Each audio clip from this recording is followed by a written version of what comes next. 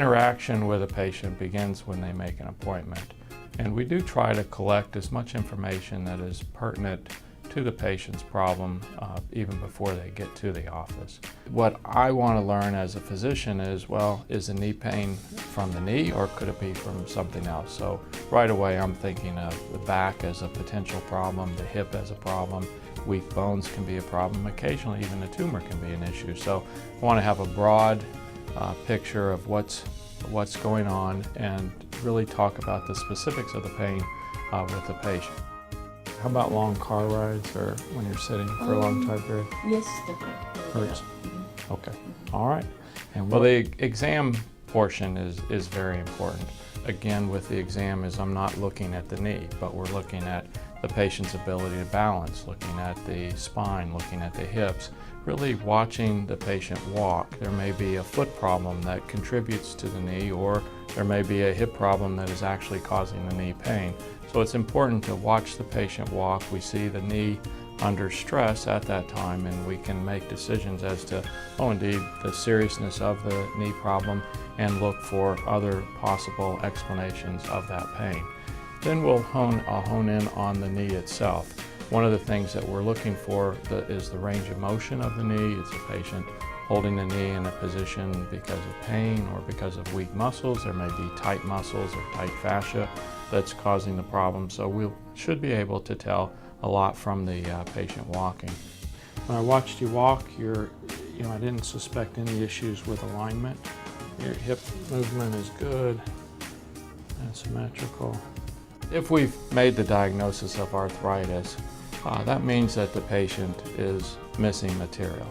So that is, to date, a permanent diagnosis. Although we have multiple treatments that help with symptoms, we don't have a treatment that's just going to replace the cartilage unless it's a very confined defect, not the kind of problem that we would see with arthritis.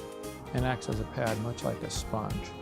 So when one bone hits the other, pressure is applied, and then actually big molecules are pushed out or expelled, and then when the pressure is relieved, then the molecules come back in. So there's flow in and out of cartilage that gives it its shock absorbing capacity, and that's what you're missing. With arthritis, it's important to understand, one, it's permanent, and two, it's progressive, and then to devise a treatment plan specific to the patient. We'll start with non-operative modalities, but understand that often the problem is to the point by the time the patient makes an appointment that it's probably going to need surgery.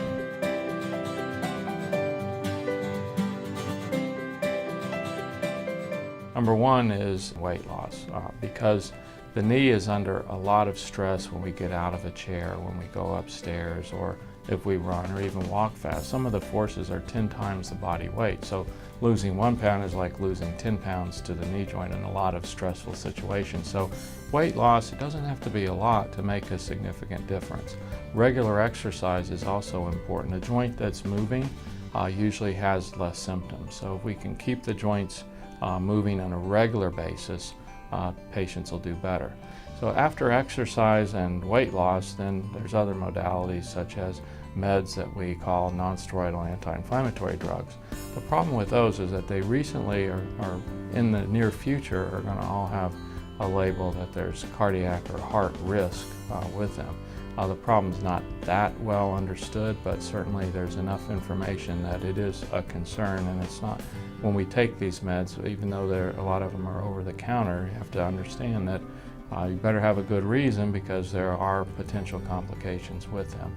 After we go from meds by mouth, then we start thinking about injections. And with injections, we have the potential to decrease inflammation. We also have the potential to help thicken the fluid and provide some healing properties or decrease inflammation around the joint. Again, these are temporary measures. There's potential side effects with all treatment options, and certainly with injections there are as well. And the other thing to remember is that they're not going to make the knee joint normal, but hopefully help with symptoms. Another treatment option for certain patients is bracing. bracing works by applying more stress to the good side of the knee. So typically by development or by injury pattern or by just the way that we stress the knee, one side's going to wear faster than the other side. And that side that's worn can be helped by a brace that's going to apply a tension force and put more stress on the good side. Then the final treatment is going to be to replace what's missing, and that's either going to be a partial knee replacement where there's just a specific area that has a problem, or most of the time it's more involved and the whole surface needs to be replaced. The rate of progression of this problem is usually very slow, so it's not something that you need to start thinking about surgery, but you know how to live with it. And then the other thing I think that's important to understand is that we want the treatment to allow you to have the normal quality of life that you want. So if it's not working, you're missing out on things that are important, either family function, work, you know, exercise for your general health. If you're sacrificing that because of the knee problem, then it's better to go to a different type of treatment, you know, is what I would recommend. I want to understand, and our whole team wants to understand what the patient's goals are and outline a plan that includes therapy and may include diet, may include a lot of other things besides surgery, but to bring this package together and make sure that the patient is on track to reach their goals.